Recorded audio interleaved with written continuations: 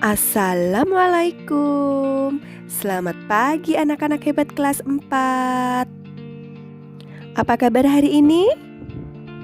Semoga kita semua dalam keadaan sehat ya. Oke, siapkan alat tulis anak-anak, kita akan mulai belajar.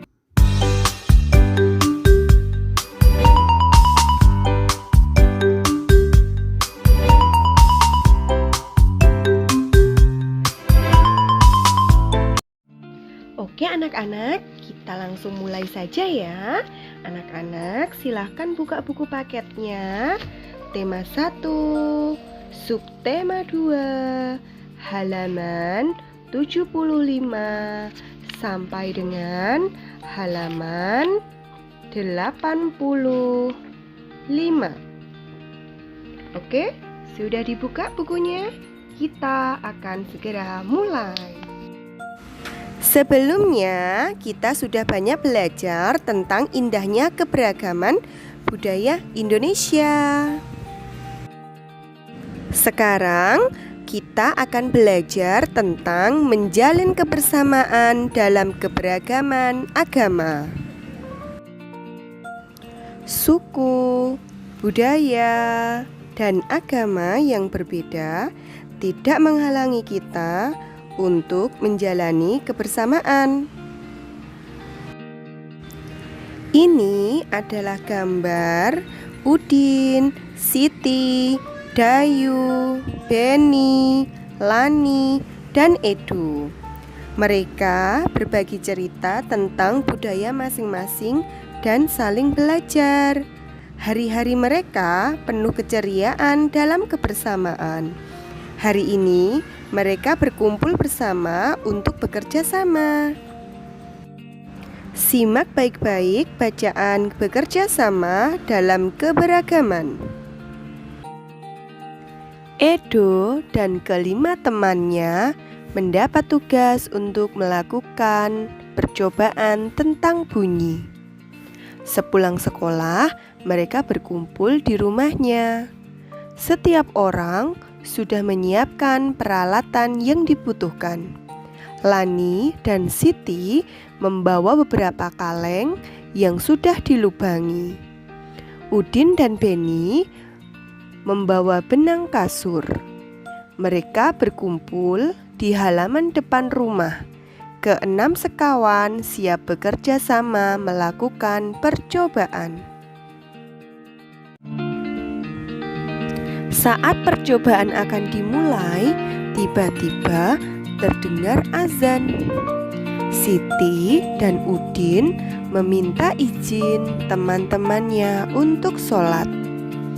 Teman-temannya mengizinkan mereka untuk melakukan ibadah. Edo meminjamkan ruang makannya untuk digunakan Siti dan Udin sholat.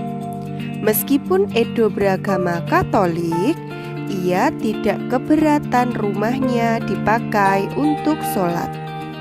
Beni yang beragama Kristen, Dayu yang beragama Hindu, dan Lani yang beragama Buddha menunggu dengan sabar temannya beribadah. Keenam sahabat selalu menghargai satu dengan yang lain. Tiba saatnya keenam sekawan melakukan percobaan.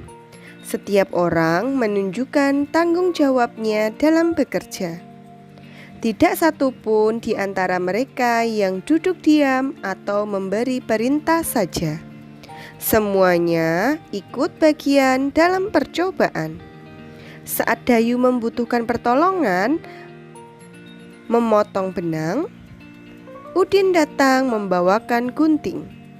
Saat Edo kesulitan menalikan benang di kaleng, Siti ikut membantu. Keenam sahabat bekerja sama dengan semangat.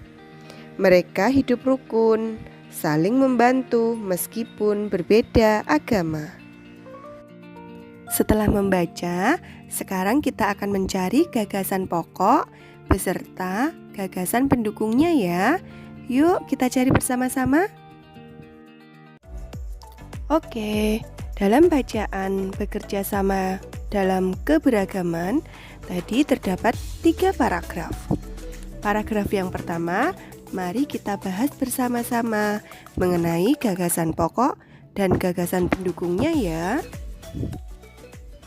Di kalimat pertama berbunyi, Edo dan kelima temannya mendapat tugas untuk melakukan percobaan tentang bunyi.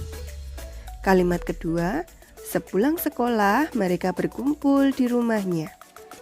Kalimat ketiga, setiap orang sudah menyiapkan peralatan yang dibutuhkan. Kalimat selanjutnya, Lani dan Siti membawa beberapa kaleng yang sudah dilubangi. Kalimat selanjutnya, Udin dan Beni membawa benang kasur. Kemudian, mereka berkumpul di halaman depan rumah. Kalimat terakhir, keenam sekawan siap bekerja sama melakukan percobaan.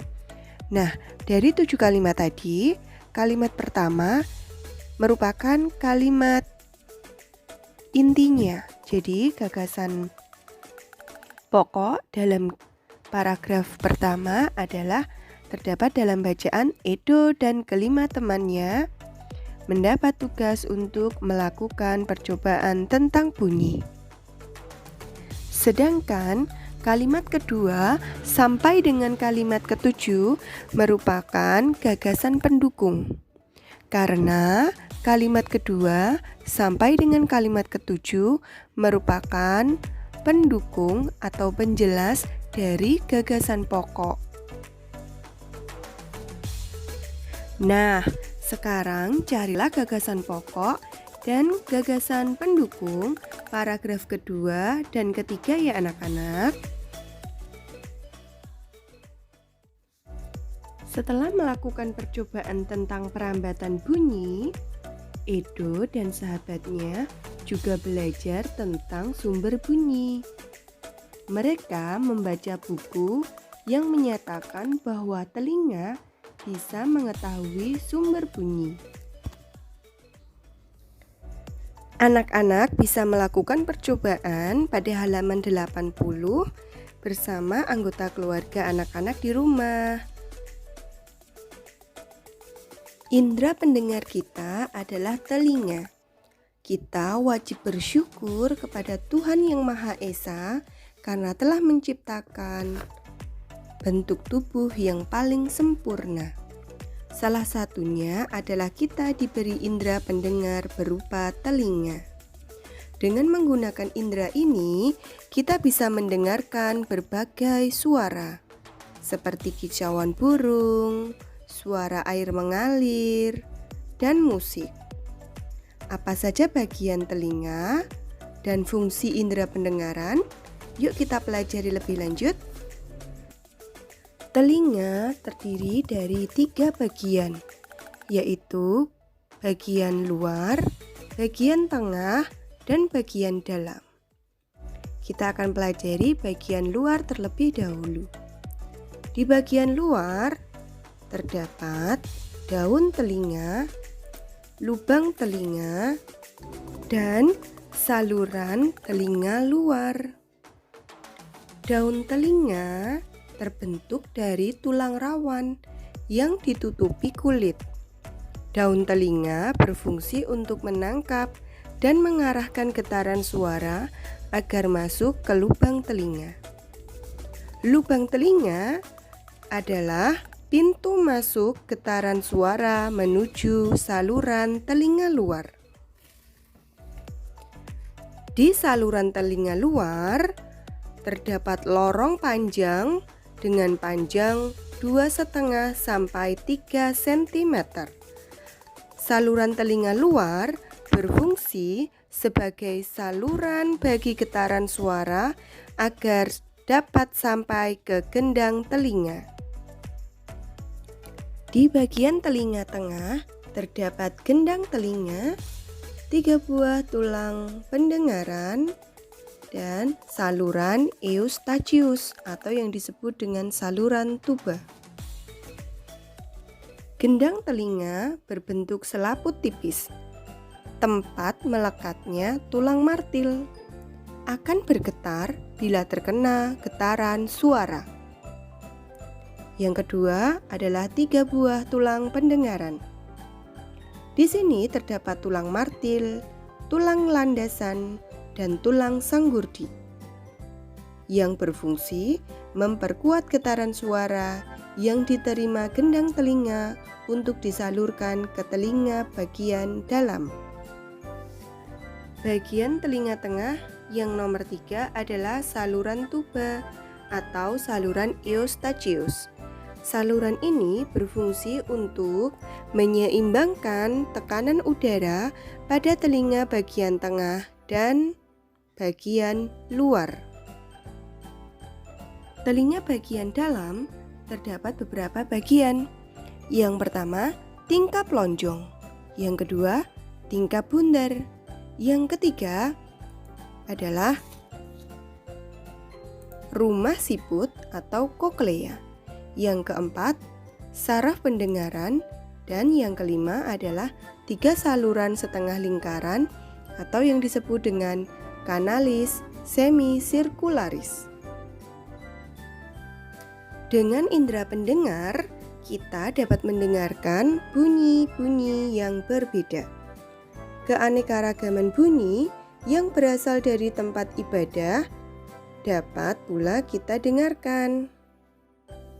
Seperti yang anak-anak ketahui bahwa Indonesia terdapat beragam agama. Indonesia terdiri atas beragam agama. Perbedaan yang ada membutuhkan toleransi di antara pemeluknya. Yuk kita baca teks bacaan belajar dari cerita. Pak Burhan selalu memulai kegiatan di kelas dengan berbagai cerita. Bukan Pak Burhan yang bercerita, tetapi anak-anak di kelas yang bergantian bercerita. Berbagi cerita selalu dinantikan oleh anak-anak. Semua ingin memperoleh kesempatan bercerita. Pagi ini, Pak Burhan mengajak anak-anak berbagi cerita seputar Hari Raya. Sehari sebelum hari Natal, yaitu di tanggal 24 Desember, aku dan keluarga berkumpul di rumah Opa, ujar Edo. Di hari itu, Oma pasti memasak makanan spesial yang jarang dimasakannya di hari lain. Papeda juga menjadi makanan spesial yang terhidang di malam Natal. Kami sekeluarga berkumpul hingga larut malam dan mengakhiri malam dengan berdoa. Nah, kalau di hari Natal pada tanggal 25 Desember, kami sekeluarga pergi beribadah Natal di gereja. Wah, ternyata hampir sama seperti Hari Raya Idul Fitri ya, ujar Siti. Kami pun di hari Idul Fitri selalu berkumpul dan saling memohon maaf dengan kerabat dan saudara setelah beribadah di masjid, tambahnya. Iya ya, sama seperti Edo pada hari Natal. Saat Idul Fitri juga selalu ada makanan spesial, yaitu ketupat dan opor ayam. Udin menambahkan komentar Siti. Di Bali, menjelang hari Raya Galungan, seluruh kampung mulai ramai, dihiasi oleh penjor atau janur yang tinggi. Kami sekeluarga lebih sering pulang ke Bali menjelang Hari Raya Galungan agar bisa berkumpul dengan sanak saudara di sana. Sebelum merayakan kebersamaan, keluarga melakukan kegiatan ibadah di pura pada pagi hari, kata Dayu. Ah, semua sudah bercerita. Aku juga mau bercerita, Pak. Boleh ya? Hari ini banyak yang berbagi cerita, pinta Lani. Pak Burhan dan teman-teman sekelas tertawa. Tentu saja boleh, Lani. Ayo sekarang giliranmu bercerita, ujar Pak Burhan. Nah, kamu pasti belum pernah mendengarkan cerita kebiasaan keluargaku di Hari Raya Waisak. Sebenarnya sih tidak banyak berbeda. Ibu dan nenekku biasanya juga membuat masakan spesial menjelang Hari Raya Waisak. Saat ini, nenekku yang paling tua, jadi semua keluarga akan datang ke rumahku untuk berkumpul pada hari Waisak.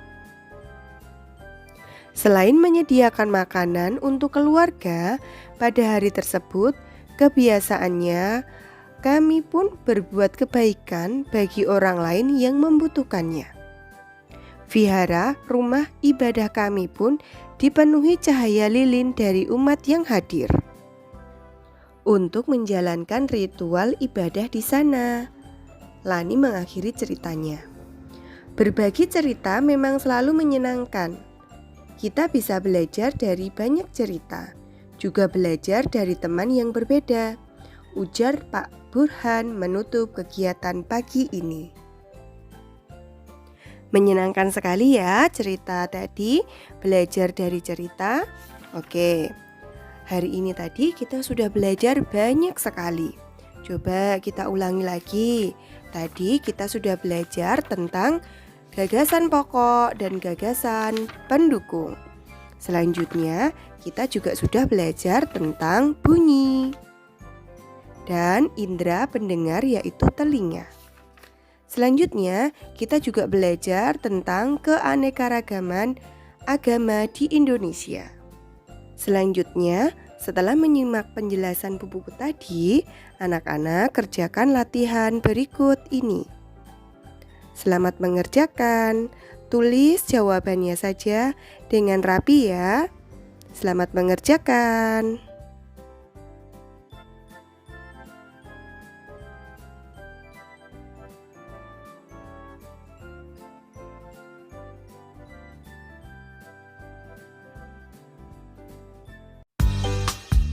Sekian pembelajaran dari Bu Puput.